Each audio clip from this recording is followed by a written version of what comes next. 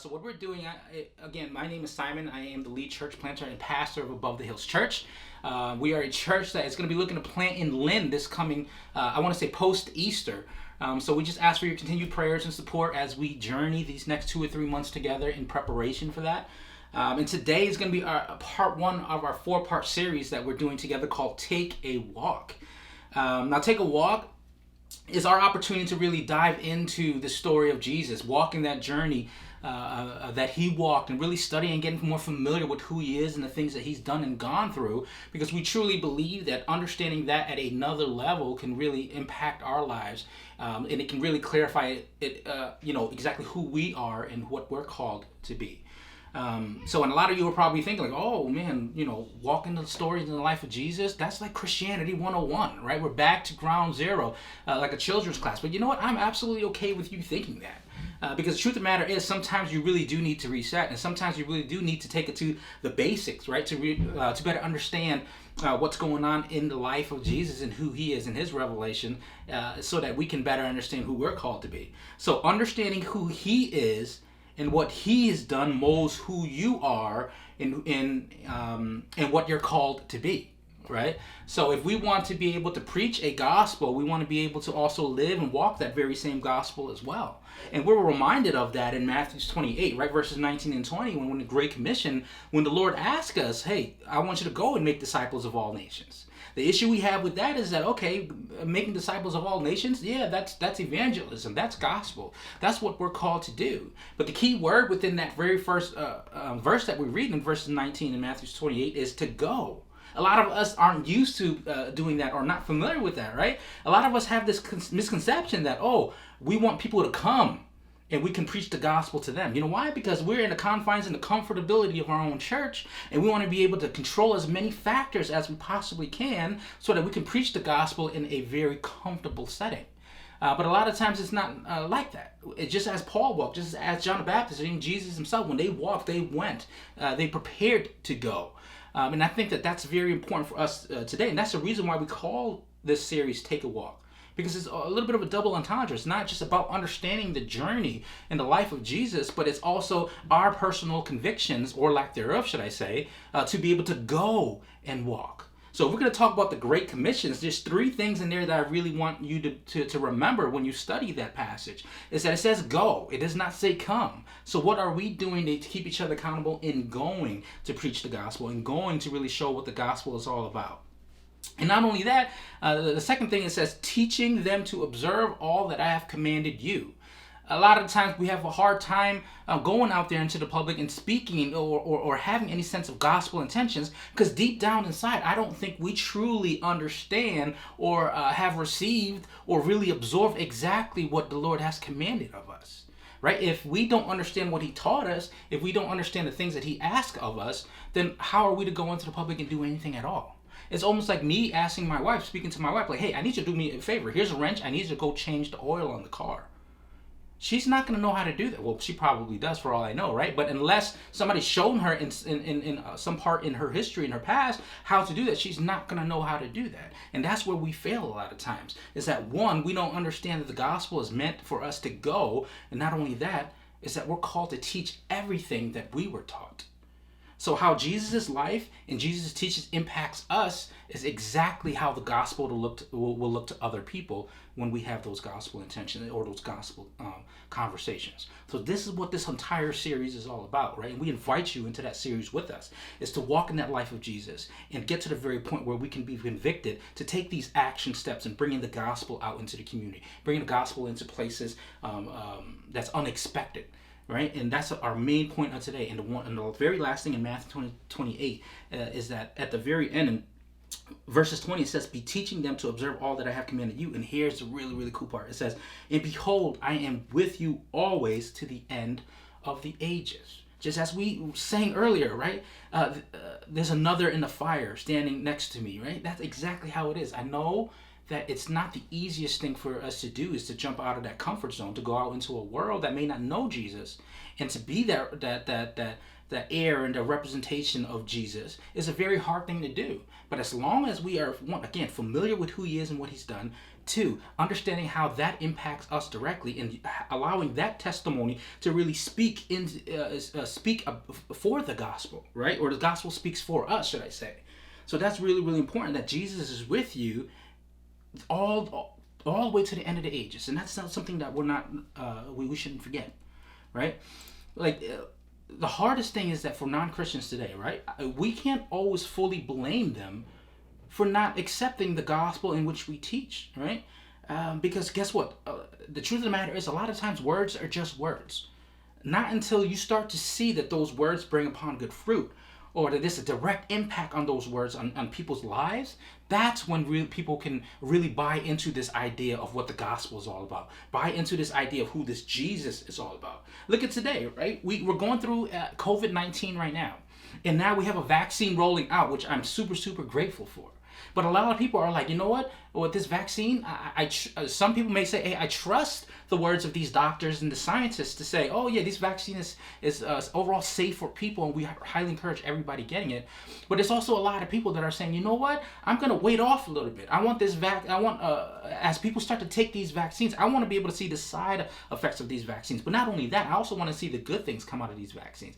Are the numbers for COVID-19 dropping?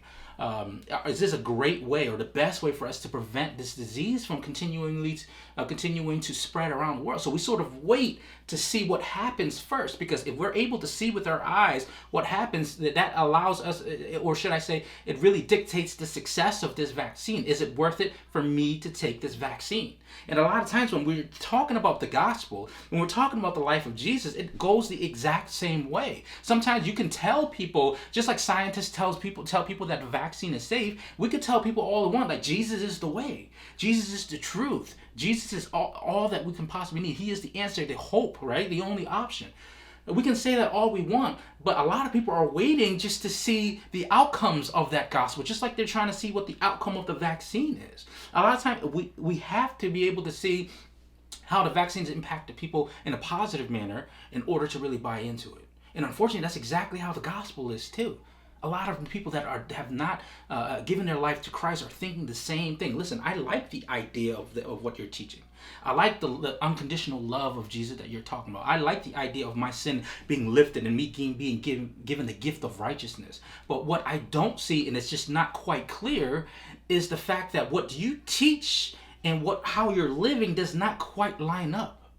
Or the things that you're saying in regards to Jesus being the hope, it just does not quite line up with what I'm seeing in individual people, because I'm not seeing the fruits of the gospel. You are struggling with the very same things that I'm struggling with as a non-Christian. And guess what? They're absolutely right. In order for us to be able to preach the gospel and really show them the greatness and the impactfulness in the gospel, is not only about the way in which we open our mouths, but it's the way that we walk. It's the way that we allow the gospel to really absorb into our lives, to affect every step that we take. And this is what this entire series is all about, is our conviction to walk in the very footsteps that Jesus walked. Now, the main verse that we're going to be studying over these next 3 or 4 months comes out of 1 John 2:6. Now in 1 John 2:6 it says, whoever says he abides in him ought to walk in the same ways in which he walked. And I'm going to say that again. That's super powerful. Whoever says he abides in him ought to walk in the same ways in which he walked. So if you and I as Christians have at one point in our lives committed to Jesus and say that we abide by him, yet we don't walk in the ways in which he's walked, have we truly abided by him? That's a question I really want you to ask yourselves. But not only that, I want you to ask that to your leaders, to your friends, to your family, those that know Christ. If we truly say that we abide by him, have we been walking as he walked? And this is what leads to the success of Matthew's 28 and the Great Commission. It's our preparation for our family and who we are, and also our community and our church community, prepare to go. Because if we continue to mobilize the gospel, we're able to exponentially spread the gospel. The ripple effects become a lot wider when we are preparing to send our people out. Now, for you non-Christians, like, don't hit the X button just yet, right? This is an opportunity for you to be introduced and to get more familiar with with Jesus, who he is, the things he's done, the things he struggled with, right? Things he was triumphant over. This is a great opportunity to get to know him a little bit better. And I think that by investing in that, I think you'll start to truly understand just how magnificent and how powerful Jesus is. And for you Christians out there, don't hit the X either. Stay on to this page, because I think this is a great opportunity for us to challenge ourselves. Right? Challenge ourselves to keep each other accountable in taking that walk, right? Walking as if Jesus walked. I'm not saying go and walk on water and things like that. I can't even swim, so I'm not going to try that. But what I'm simply saying is that Jesus has laid a great blueprint for us. To be able to preach the gospel and to go there to be impactful to our community. And I think that's really important for us to really get familiar with that, right? So we see that, and today, again, it's just an introduction. We just came off of Christmas. So we spoke about and we celebrated the birth of Jesus, but I don't think that we truly understand just how powerful and how insanely miraculous that really is, right? If you open up into the book of Matthew, chapter 1, even in chapter 2, it talks about the story of Jesus' birth and how crazy that truly was. Just in between the start of chapter 1 and through the end of chapter 2, we see numerous occasions where God is literally in dreams coming to Joseph to really sort of laying out the path and how Jesus is to be born. And we see repeatedly in chapter 1 and chapter 2 just the amount of times Jesus' birth has fulfilled a prophecy coming from the Old Testament. So we see that in chapter 1, he fulfilled the prophecy in Isaiah 7 where it says, "Behold, the virgin shall conceive and bear a son, and they will call him Emmanuel." Right, we see that in the fulfilling of the prophecy in chapter 2 from the Old Testament in the book of Micah chapter 5 where it says, "O you, O Bethlehem, O the land of Judah, are by no means least among the rulers of Judah, for from you come a ruler who will shepherd my people Israel." And this is the whole idea of Jesus being born in Bethlehem in Judea. Again, over and over again. Prophecies are being fulfilled, and this just shows you just how miraculous and how powerful Jesus' birth was. But not only that, it also talks about the very struggles that Joseph and Mary had to go through just getting through the birth of Jesus. Time and time again, Joseph was reminded in dreams and told, like, "Hey, listen, Herod's still alive. He's trying to kill you. I need you to go elsewhere." And we see that numerous occasions where they had to literally wait on the very speaking of Jesus, they had to wait for instructions from God on when to go, where to go, and how to get there. And we see that time and time again, and that really shows you exactly how miraculous and how powerful the story of Jesus really is. And not only that, when we go from Matthews 1 and 2 right into Matthews 3, man, it gets right into it. Obviously, from 1 and 2 and 3, there's a 30-year gap there. And then Jesus all of a sudden comes out of nowhere, and he goes and he meets John the Baptist to be baptized in the Jordan River. Jesus goes to John the Baptist in order to be baptized. You would think it'd be quite the reverse, right? We know that John the Baptist is this great evangelist of times, and he's going and he's preaching the gospel, preparing the way for Jesus to come. But instead of him going to Jesus after Jesus' birth, what happens, right? Jesus comes to John the Baptist. And can you imagine how John the Baptist is responding at this very point? Right? In verses 13, in chapter 3, it says, "Then Jesus came to Galilee, to Jordan, and John to be baptized by him. John would have prevented him, saying, 'I need to be baptized by you. And do you come to me?'" And this is Jesus' response, which is really cool. "And Jesus answered him, 'Let it be so now, that thus it is fitting for us to fulfill all righteousness.'" So he's literally telling John the Baptist, I know, bro, it's probably not making any sense right now. But trust me, let it be so, because it's fitting for us to fulfill all righteousness. And then John the Baptist finally agrees, and he baptizes him. As soon as that happened, Jesus comes out the Jordan River. It's like the heavens open up, right? Let's read that in verses 16. "And when Jesus was baptized, immediately he went up from the water, and behold, the heavens were open to him, and he saw the Spirit of God descending like a dove and coming to rest on him. And behold, a voice of heaven said, 'This is my beloved Son, with whom I am well pleased.'" You know what's really cool about that story is that Jesus at this point is 30 years old. But it was not until this very point where he was baptized by John the Baptist that he made the public declaration like, yes, God, I am here to fulfill all righteousness. I am here to fulfill your will, right, for the people on earth, but for me as well. I'm here to say yes to that ministry. I am here to say yes to that call to go.